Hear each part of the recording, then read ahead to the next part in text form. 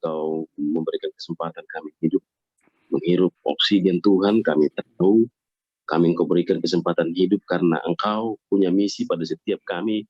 Engkau punya rencana ya Tuhan, yaitu agar banyak orang-orang diselamatkan. Tuhan, semakin hari semakin mengerti kami kehendak-Mu, dan dengan perjalanan waktu kami semakin mengenal Engkau. Setiap pribadi kami sesuai takaran yang Kau berikan pada kami. Terlebih hari ini kami mau lebih mengenal Engkau lagi ya Bapa. Kami mau melakukan kehendak-Mu tepat seperti yang Kau inginkan, seperti yang tertulis dalam kebenaran firman-Mu. Sebentar kami akan mendengarkan kebenaran firman-Mu ya Tuhan, yang disampaikan oleh hamba-Mu Pak Paul Zhang. Biarlah pengurapan Tuhan, biarlah hikmat-Mu dan isi hati-Mu Kau beritahukan lewat hamba-Mu Pak Paul. Urapi Pak Paul, istri, ada anak-anak Bapak, dan kami semua di sini, agar kami semakin mengerti kehendak-Mu. Dan Roh Kudus beri kami kekuatan Tuhan untuk melakukan segala sesuatu sesuai dengan kehendak-Mu. Dan kuduskan hati dan pikiran kami, ampuni kami Tuhan. Sehingga ketika kebenaran firman-Mu disampaikan, hati kami menjadi tanah yang subur, sehingga firman-Mu bertumbuh dan berbuah tetap. Di dalam nama Yesus Tuhan Juru Selamat kami, kami siap ya Bapa, berbicaralah. Haleluya. Amin. Haleluya. Kita akan membaca dari Keluaran 20 ayat 1 sampai 17.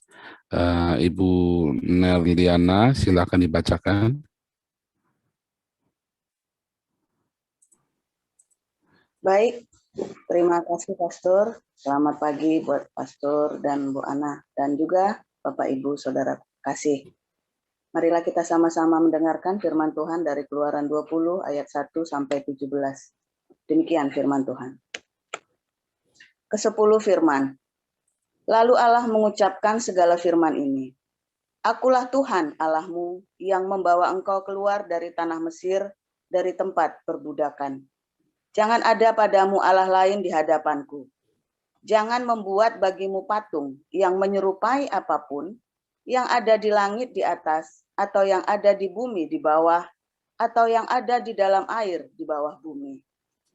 Jangan sujud menyembah kepadanya, atau beribadah kepadanya, sebab aku, Tuhan Allahmu, adalah Allah yang cemburu, yang membalaskan kesalahan bapa kepada anak-anaknya, kepada keturunan yang ketiga dan keempat, dari orang-orang yang membenci aku. Tetapi aku menunjukkan kasih setia kepada beribu-ribu orang, yaitu mereka yang mengasihi aku dan yang berpegang pada perintah-perintahku. Jangan menyebut nama Tuhan Allahmu dengan sembarangan, sebab Tuhan akan memandang bersalah orang yang menyebut namanya dengan sembarangan. Ingatlah dan kuduskanlah hari Sabat. 6 hari lamanya engkau akan bekerja dan melakukan segala pekerjaanmu. Tetapi hari ke-7 adalah hari Sabat Tuhan Allahmu. Maka jangan melakukan sesuatu pekerjaan, engkau atau anakmu laki-laki, atau anakmu perempuan, atau hambamu laki-laki, atau hambamu perempuan, atau hewanmu, atau orang asing yang di tempat kediamanmu. Sebab 6 hari lamanya Tuhan menjadikan langit dan bumi, laut dan segala isinya, dan ia berhenti pada hari ke-7.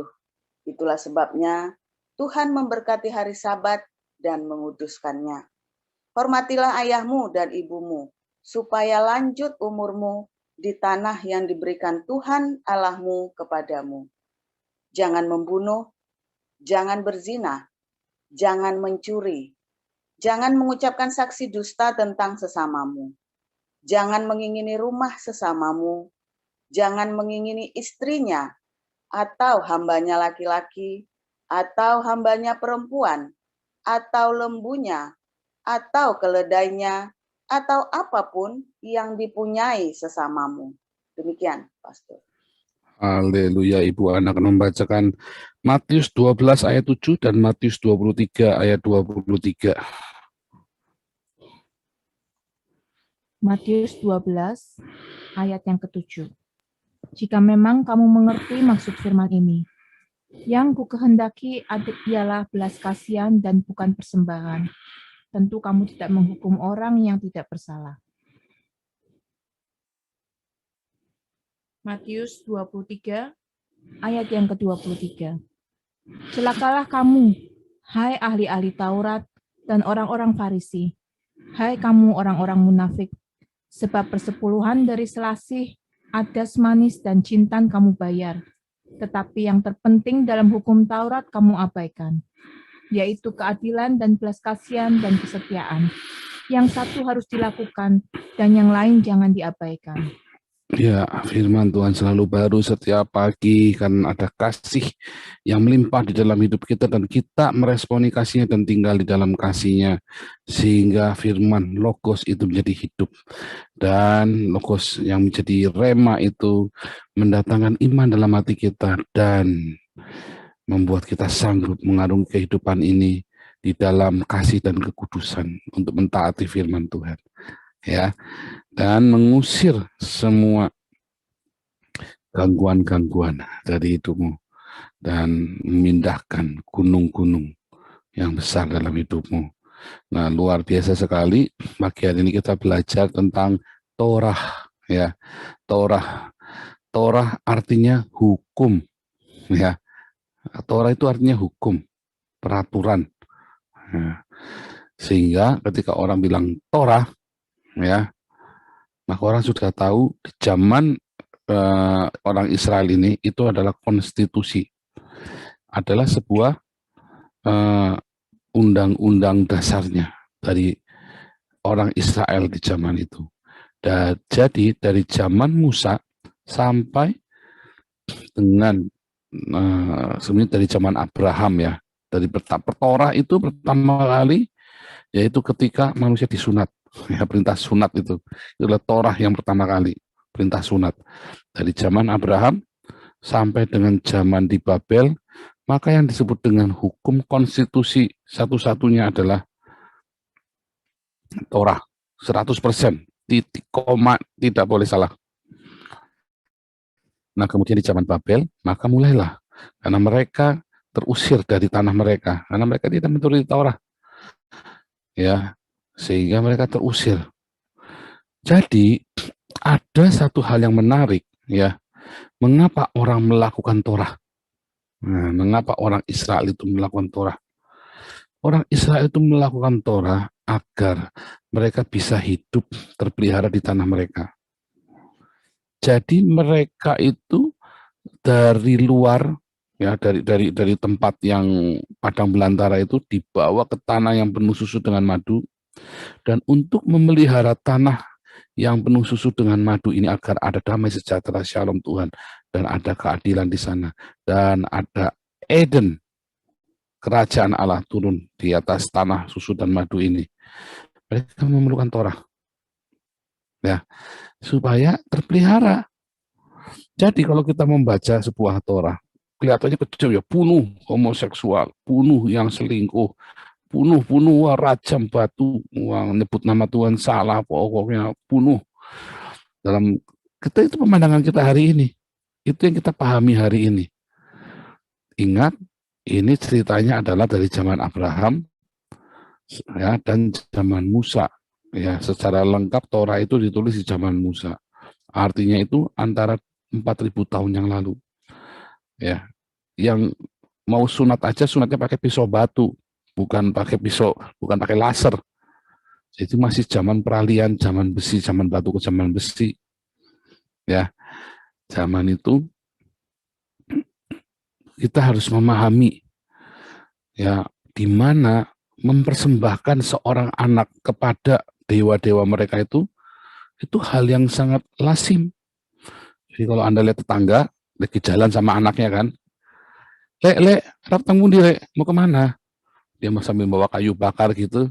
Oh, mau ke sana, mau ke Gunung Lawu, mau ngapain? Mau nyembelih dia. Itu tuh wajar zaman itu, Anda jangan kaget. Kalau zaman sekarang mau nyembelih dia, wah, horor itu kata itu bisa teman.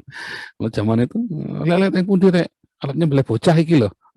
Ngomongin sana Arab nyembelih bocah iki loh, ambil dibawa di teng-teng anaknya mau disembelih itu loh, kayak sambil nyembelih kambing itu loh. Zaman itu wajar, satu keluarga besar, bukan satu suku, satu keluarga besar pasti satu anaknya dikorbanin. anak yang paling pertama, yang paling gede sial sebagainya itu. Tapi zaman itu anak tuh bangga kalau dipersembahkan. Coba lihat Ishak dituntun sama Abraham. Ya, kalau bahasa kerennya kan bilang gini, Daddy, kita mau kemana, Daddy? Kita mau ke sana, nak, mempersembahkan korban. Loh, dombanya mana? Ya kamu dombanya. Santai aja, zaman itu santai, saudara. Wah, takut tidak. Zaman itu bangga. Itu benar bangga ya, dalam sejarah itu bilang itu suatu kebanggaan seorang anak yang dipersembahkan kepada dewanya. Serem ya. Nah, jadi itu satu hal yang lazim ya. Kalau zaman sekarang nyembelih kambing aja, kamu berani nyembelih kambing? Oh, ini jangan nyembelih anak ini loh. Zaman itu, jadi Anda harus memahami ada kultur itu di zaman itu. Jadi ketika Anda membaca Torah yang sebagai hukum, supaya orang Israel itu bisa hidup di situ. Jadi bukan supaya orang Israel bisa masuk ke Kanaan, bukan. Orang Israel setelah masuk ke Kanaan, maka Torah itu membuat mereka bisa hidup. Ya, jadi bukan karena melakukan Torah orang Israel bisa, bukan, tapi supaya mereka bisa survive. Ya, jadi beda ya. Kalau agama-agama melakukan hukumnya supaya Anda bisa masuk surga. Tetapi di dalam tradisi orang Israel ini, Anda itu sudah tinggal di tanah penuh dengan susu dan madu. Nah, supaya Anda tetap jangan terpelanting keluar dari situ, Anda lakukan. Kebalik ya, lakukan Torah itu supaya Anda terpelihara, diberkati. Ya, lihat umur panjang di tangan kanan, kekayaan hormat di tangan kiri. Supaya kamu tetap ada di situ. Karena sudah ada di tanah yang penuh dengan susu dan madu. Ingat ya, kalau agama lain mengajarkan, kamu lakukan perintah Tuhanku, maka kamu nanti akan hidupnya enak. Supaya kamu hidup enak. Nah, kalau di dalam Torah, kamu ini sudah hidup enak sekarang. Kamu mau, enak kan sekarang? Iya enak. Kamu mau nggak? Bisa nggak selamanya di sini? Ya bisa. Lakukan ini. Supaya terpelihara kamu di sini. Karena begitu kamu tidak lakukan, maka kamu akan otomatis, bukan aku, tapi otomatis kamu sedang memilih yang di sana. Rusak tanahmu. Kamu merusak tanahmu sendiri. Begitu ya. Kamu akan merusak tanahmu sendiri. Kamu akan merusak hidupmu sendiri. Ketika kamu tidak menjaganya dengan cara ini. Jadi kamu enak kalau sekarang? Enak. Ya, kamu pengen nggak selama-lamanya enak begini? Pengen. Lakukan ini. Gitu ya. Jadi kita sudah di dalam. Kita ini sudah di taman Allah. Sama ketika Anda lahir baru. Kenapa Anda perlu melakukan ya perintah-perintah Tuhan? Supaya Anda bisa hidup terus di situ. Begitu Anda keluar, itu bukan susah. Karena di dalam kerajaan Allah itulah maka kita mendapat perlindungan. Ada hak konstitusi. Karena kita mengikuti konstitusi, maka ada hak yang kita peroleh dari konstitusi yang kita ikuti. Saya tidak mengikuti konstitusi negara Indonesia. Saya tidak bisa memperoleh hak-hak sebagai warga negara Indonesia.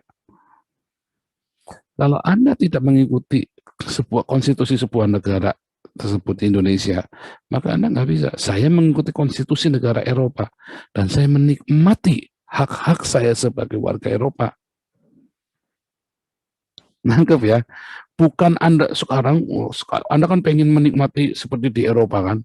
Wah, sekarang Anda di Indonesia mengikuti konstitusi Eropa. Anda bisa, terus masuk Eropa, Anda bisa. Anda ke sini dulu. Anda sudah sampai sini, supaya jangan Anda diusir dari sini, ikuti konstitusi negara ini. Begitu ya, semoga saudara paham. Itulah Torah. Itulah makna melakukan hukum Torah. Ya, Anda pergi dulu ke dalam tanah susu dan madu, dan lakukanlah Torah di situ dalam hidupmu. Anda masuk di dalam kerajaan Malkut Elohim, kerajaan Allah, ikuti konstitusinya supaya Anda jangan diusir keluar dari situ. Tapi kalau Anda tidak melakukan konstitusi, Anda diusir keluar. Itulah sebabnya ketika orang Israel meninggalkan, menyangkal Torahnya, dia mendua hati, maka dia terusir. Mengapa? Karena konstitusinya mereka rusak. Mereka tidak punya lagi nilai-nilai kedisiplinan bersama. Tidak punya lagi karakter bangsa. Mereka tidak punya lagi satu kesetiaan satu sama lain. Karena ketika Anda bicara agama, artinya Anda sedang bicara bangsa. Mereka kemudian berubah setia, dan saat itu mereka saling punya misi sendiri-sendiri. Yang satu mau menyebarkan Asitoret, yang satu menyebarkan Baal, satu menyebarkan Dagon. Dan saat itu kacau negara itu. Karena saat itu yang namanya agama itu, ya, itu benar-benar sebuah kehidupan yang merasuk dalam hidup mereka. Senggol bacok. Ya, cuma itu agama itu senggol bacok, ya, benar-benar senggol bacok. Nah, ketika orang itu berubah setia dari Yehova Elohim, ya, mereka masing-masing mengusung agamanya sendiri-sendiri. Hancur saat itu mereka. Mereka berubah setia. Itu ya. Makanya hancur negaranya. Udah dia domba. Masuk lemah. Yang satu nyembah Allahnya orang Asyur. Asyur masuk. Ya, dia akan berpihak pada Asyur. Karena dia akan berkiblatnya ke Asyur. Yang satu berpihak pada orang Filistin. Karena dewanya orang Filistin. Makanya ketika orang-orang Israel Samaria ini diusir, 10 suku diusir, mereka lenyap hilang. Tapi orang Yahudi bertobat, dia menyembah Yehova Elohim. Ketika dia terusir dari tanahnya, dia menyembah kepada Yehova Elohim. Dan Tuhan di pembuangan itu pun Tuhan angkat mereka. Di pembuangan pun karena mereka bertobat dan mereka kemudian melakukan Torah itu, walaupun harus disesuaikan, tapi mereka kembali kepada Torah. Sehingga Torah itu disesuaikan di tanah yang bukan tanah mereka sendiri. Ya, di saat kita harus setia kepada Tuhan, tidak di dalam kondisi kita itu kan pilihan toh. Anda sekarang ini yang sedang hidup dalam baik-baik saja, Anda memilih untuk tetap melakukan apa yang menjadi kehendak Tuhan, hidup di dalam kasih dan kekudusan, atau Anda memutuskan untuk ya nanti saja. Kalau saya sudah lagi dalam penderitaan, saya baru melakukan kasih dan kekudusannya, itu kan pilihan. Bisa nggak kita sih tanpa penderitaan kita mengalami kasih dan kekudusan? Bisa banget. Anak saya pernah bertanya, Pak, bisa enggak kita itu enggak bikin salah sama Tuhan? Sehingga kita ini enggak seperti Papa itu sampai jatuh nyungsep sampai, oh bisa. Contohnya siapa, Pak? Nah, itu Ishak. Itu Nabi Samuel. Itu Elia. Semua itu melakukan apa yang Tuhan mau. Jangan nyontoh Daud. Ya, jangan nyontoh yang aneh-aneh. Ya, nyontoh kita semua pengen nyontohnya Daud sih. Ya kalau wah, kita langsung nyontoh Daud aja boleh dosa, masa saya nggak boleh dosa? Ya, kamu sanggup nggak nanggung dosanya? Kalau kita bisa hidup seperti Ishak, seperti Elia, seperti Henok, kan enak. Itu para rasul meninggalkan Yesus bisa bertobat. Iya. Ya kamu kalau mau mati disalib begitu ya nggak apa-apa, boleh. Kalau kamu siap mati jadi martir, kalau kamu siap untuk melakukan dengan semua yang apa yang kita takutkan kita tuai. Tetapi kalau kita sedang hidup di dalam damai sejahtera Tuhan, dan kita tetap setia dengan kasih karunia Tuhan dalam itu, dengan kasih dan kekudusan, maka kita nggak perlu untuk hidup sampai di Babel, dibuang ke Babel, di dalam penderitaan yang amat sangat, supaya Anda bisa melakukan Torah itu dengan setia. Nggak perlu. Pada kenyataannya, orang Israel gagal. Mereka tidak bisa setia kepada Torah, kepada hukum Tuhan di tanah penuh dengan susu dan madu. Mereka baru setia setelah mereka di bawah himpitan di dalam kerajaan Babel sampai dengan hari ini. Sampai dengan mereka pembuangan Zionis kemarin ya, tahun 1948, mereka setia. Di dalam pembuangan itu mereka setia kepada Tuhan, tidak pernah menyembah Allah lain. Kepada Yehova Elohim. Nah, saudara, kita balik. Tadi dibacakan. Ternyata ya Torah itu begitu hebat. Torah itulah kasih. Torah itulah kasih karunia untuk umat manusia. Bukti bahwa Allah mengasihi umatnya dengan Torah. Karena ketika tidak ada Torah, tidak ada hukum, semua manusia hidup di dalam kejahatan yang luar biasa. Dan kemudian Yehova Elohim memberikan hukumnya supaya manusia itu bisa hidup di dalam tanah perjanjian. Jadi Torah itu adalah sebuah kasih Allah kepada manusia. Nah, kemudian manusia memandangnya di sebaliknya. Torah itu menjadi beban. Wah, itu repot. Ketika Tuhan menunjukkan kasihnya kepadamu, tetapi kita malah memikirkannya itu adalah beban. Dia repot. Wah, itu kejadian. Bukannya nggak kejadian, kejadian. Ya, Tuhan Yesus berkata, marilah datangku yang letih lesu, marilah datang kepadaku yang letih lesu dan berbeban berat. Ya. Pikulah kuk yang kupasang, sebab kuk yang kupasang itu enak, bebanku ringan. Ya kan? Supaya kita tetap tinggal di dalam kasih karunia Tuhan Yesus. Kita tetap harus pikul kuk itu dan pikul bebannya. Tapi kita bilang, oh repot amat. Aku suka begini Tuhan. Free man, free sex, free will. Kita punya free will untuk tetap hidup di dalam kasih karunia Tuhan. Tetapi kita punya free will untuk keluar dari kasih karunia itu. Dan bukan Tuhan yang menghukum kita. Tuhan Yesus berkata, kalau barang siapa percaya kepadaku, iya kan, selamatkan. Tapi kalau nggak percaya, ia sudah di bawah penghukuman. Ya, Yohanes 3. Ia sudah ada di bawah penghukuman otomatis, tanpa Tuhan menghukum. Dia sudah memilih untuk di bawah penghukuman, di bawah kutuk. Di luar Tuhan Yesus itu tempat yang terkutuk. Ketika kita memilih untuk keluar dari kasih karunia Tuhan Yesus itu, kita di bawah kutuk. Masalahnya, terus kita membuat aturan itu sendiri. Oh iya, oke, aku tak bikin aturan. Terus Anda membuat Torahmu sendiri. Membuat aturan-aturan sendiri yang bukan Torah. Yang bahkan di dalam perjanjian lama aja nggak ditulis. Bikin Torah sendiri. Ya. Ya kan. 1, Trinitas. 2, ke gereja setiap hari Minggu. 3, perpuluhan. Itu Torah semua yang Anda bikin semua sendiri tuh. Padahal kalau Anda mau perpuluhan, Anda harus disunat. Tetapi, Tuhan Yesus bilang tadi ya, yang utama, ya, namun ini persembahan selasi, perpuluhan, tetapi yang utama malah nggak dilakukan, yaitu belas kasih. Ya.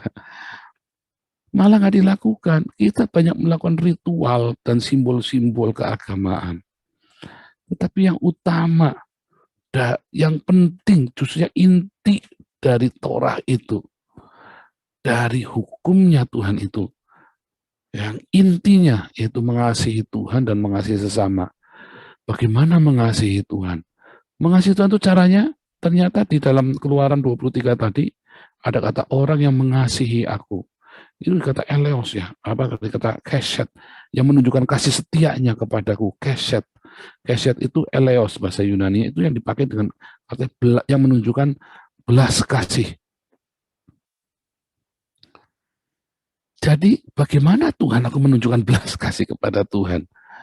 Ya kan tadi aku akan memberi menghukum orang yang membenci aku sampai 3-4 keturunan, tapi akan menunjukkan kasihku kepada orang yang menunjukkan kasihnya kepadaku, menunjukkan kasih setianya kepadaku. Nah, bagaimana aku menunjukkan kasih setia eleos itu kepadamu Tuhan? Tuhan Yesus ngajarin kepada kita, dia menjelaskan, coba Anda lihat tadi ya. Bagaimana, lebih penting mana? Aku nggak penting hari Sabat, aku penting belas kasih. Aku nggak penting bergaul dengan orang berdosa, aku penting belas kasih. Dalam Matius 9 ayat 13. Aku tidak penting semua persembahan-persembahan, aku lebih penting belas kasih. Hosea 6 ayat 6 jelas ke aku, ya, di dalam Hosea 6 ayat 6 itu, wah lebih keras lagi itu, jelas banget. Ya, kita baca saja Hosea 6 ayat 6 ini ya.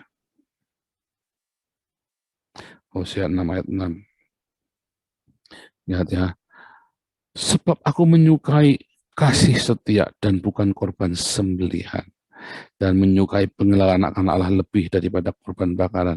Lebih dari semua ritual-ritual ibadahmu. Ada kasih setia, nah banyak. Kita pergi ke gereja setiap minggu, tetapi tetangga kita lapar aja nggak tahu kan. Saya pernah suatu ketika ya, ada seorang pendeta ini ya, diketuk. Dia kan kita lagi sama-sama gitu, di lampu merah gitu ya. Terus diketuk sama gepeng gitu ya, gelandangan dan pengusaha anak kecil. Kacanya dibuka, dimarahin. Saya kaget, pendeta ini. Pendeta ini, jangan pegang-pegang. Loh. Saudara, ada yang lebih penting daripada semua ritual-ritual ibadahmu, daripada semua gelar-gelar evangelis, pendeta, referen, nabi, apa segala macam. Itu apa? Belas kasih kita. Keset. Ya, bukan keset, keset.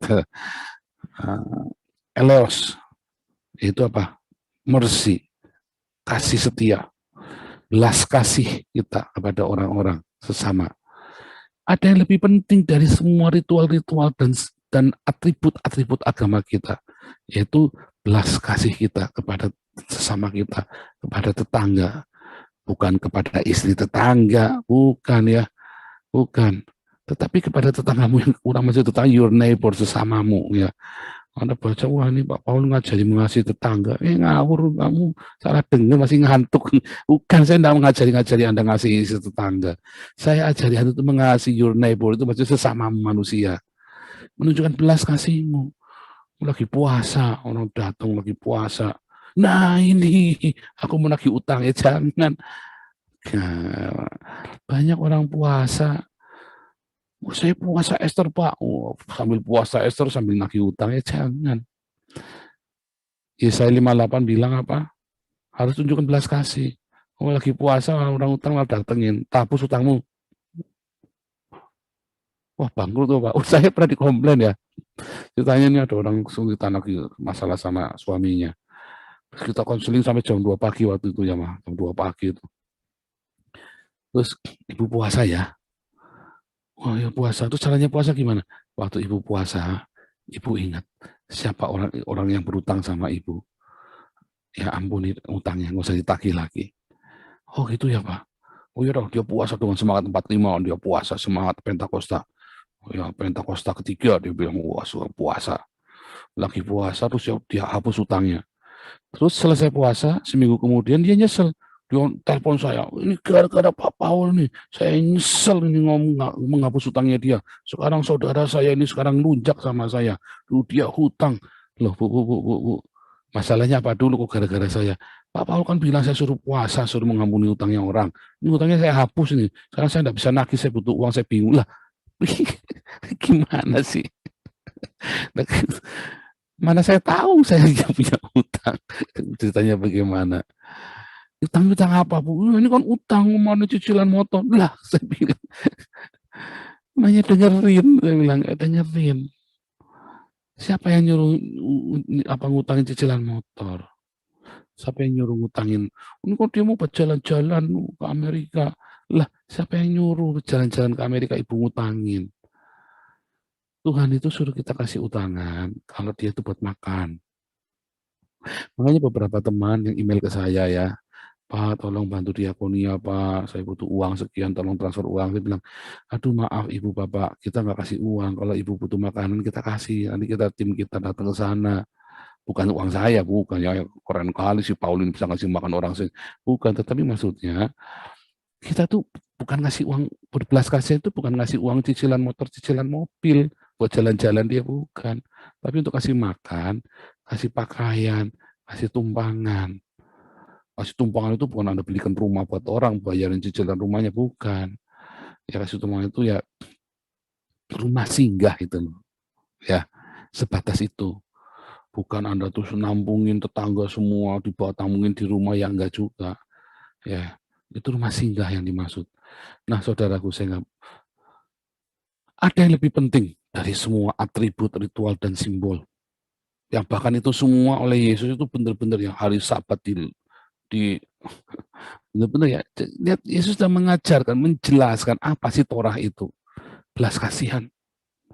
Torah itu ini adalah kasih kepada Bapa dan kasih kepada sesama. Yaitu menunjukkan belas kasih kita. Bagaimana mengasihi sesama? Orang Samaria yang murah hati itulah mengasihi sesama. Orang Samaria yang murah hati itu ya. Karena ada orang Samaria, nggak usah dibahas ya, nanti Anda cari orang Samaria murah hati. Ya, Lukas 13 ya itu masalah ya. Yang kedua, mengasihi. Bagaimana sih mengasihi itu hanya tidak kelihatan. Ada di Matius 25, ya di ayat 34 dan 41. Kalau kamu memberikan belas kasihmu kepada orang yang paling hina ini, siapa yang paling hina dalam hidupmu? Mertuamu kah? Ya kan? Siapa yang paling hina? Adikmu kah? Suamimu kah? Istrimu kah? Dia begitu hinanya dalam hidupmu. Tunjukkan belas kasihan kepada mereka. Itulah mengasihi Tuhan. Bagaimana kita mengasihi Tuhan? Oh, aku ngasih dupa Pak tiap hari Pak. Satu ini Pak, satu lusin Pak, dupa tak taruh di depan rumah mengasihi Tuhan. Oh enggak. Aku tidak butuh itu, katanya. Aku tidak butuh korban bakaran. Wah, aku potong ini Pak, kemarin potong gajah Pak, tak bakar kemarin Pak. Wah, apalagi, tidak butuh. Potong gajah. Tidak butuh, potong dinosaurus saja tidak butuh kok. Aku lebih menyukai belas kasihan. Jangan potong dinosaurus. Aku lebih menyukai belas kasihan. Ingat-ingat itu. Ingat-ingat itu dalam hidup kita ya saudara. Jangan sampai kita terjebak di dalam ritual-ritual agama. Kita gembar-gembor, wah Tuhan, nangis-nangis, wah sandal lawas, wah. Sambil nangis-nangis. Terus Tuhan bilang, tidak berguna anakku. Aku lebih menyukai belas kasihan. Tidak berguna. Itulah sebabnya hiduplah dalam belas kasihan. Nanti hidupmu akan diberkati. Di tanah yang kuberikan kepadamu ini. Tuhan Yesus bilang begitu. Yehova Elohim bilang begitu. Anda mau tinggal di tanah penuh susu dengan madu. Ya, lakukanlah Torah. Apa sih melakukan Torah? Menunjukkan belas kasihmu kepada sesamamu dan kepada musuh-musuhmu. Itu melakukan Torah. Simpel ya. Apa sih melakukan Torah kalau begitu?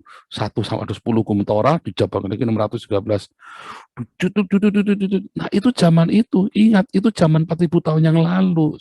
Orang dilatih disiplinnya, digiring ke arah untuk menunjukkan apa itu belas kasih. Diajari belas kasih susah zaman itu 4000 tahun yang lalu. Yang anak aja ditenteng, disembelih, mau ngajari belas kasih bagaimana zaman itu?